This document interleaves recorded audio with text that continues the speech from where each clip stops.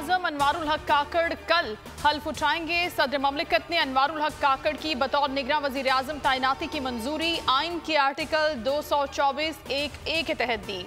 अनवारुल हक को वज़ीर-ए-आज़म की सिक्योरिटी और प्रोटोकॉल फराहम कर दिया गया। शहबाज शरीफ की वज़ीर-ए-आज़म हाउस से रुखसती की तैयारियां, आज गार्ड ऑफ ऑनर पेश किया जाएगा।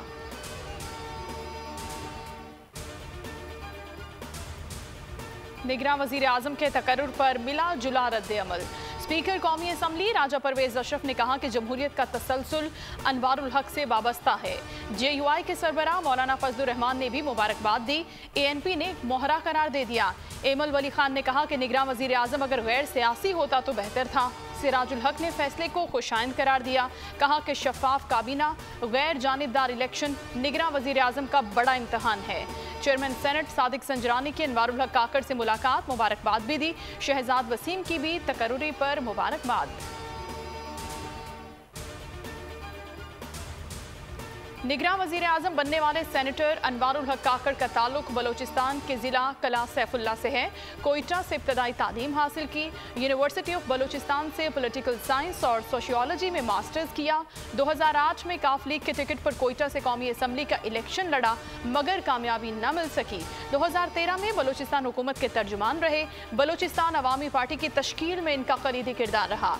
अनवारुल हक काकड़ 2018 में सेनेटर मुंतखब हुए। वो सेनेट की कायमा कमेटी बराए समुंदर पार पाकिस्तानी के चेयरमैन हैं।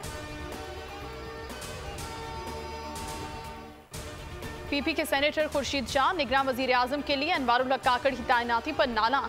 कहा बेहतर होता निगरान वज़ीर-ए-आज़म किसी और को बनाया जाता। नाम सेनेट से लिया गया, हमारी तवज्जो इस तरफ नहीं थी।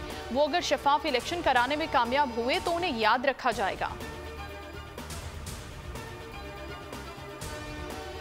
वज़ीर-ए-आज़म शहबाज शरीफ ने 16 माह को पाकिस्तानी तारीख का मुश्किल तरीन दौर करार दे दिया।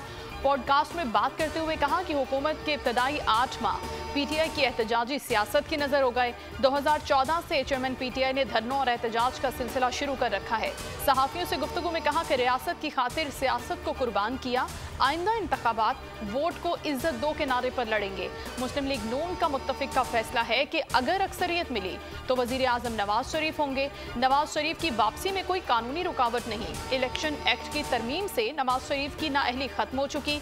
एक सवाल पर कहा कि किस दौर में मेरे एस्टैब्लिशमेंट के साथ ताल्लुकात अच्छे नहीं रहे, ये बताएं कि मुझे कब और किस मौके पर रियायत दी गई। आर्मी चीफ की तारीफ करने में हर्ज क्या है।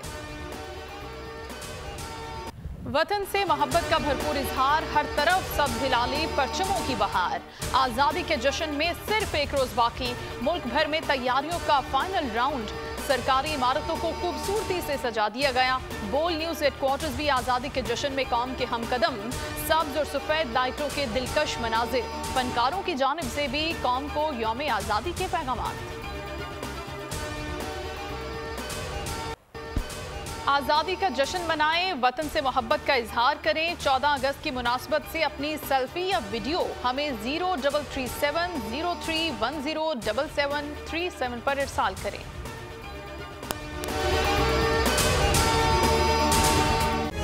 तारीख का अमीन,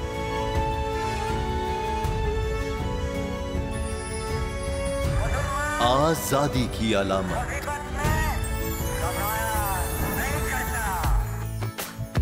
हुस्न का आईनादार, फिक्र नजरिए की अक्कास, सरफराजी का गवाह, यानी हम सबका निगहबान पाकिस्तान।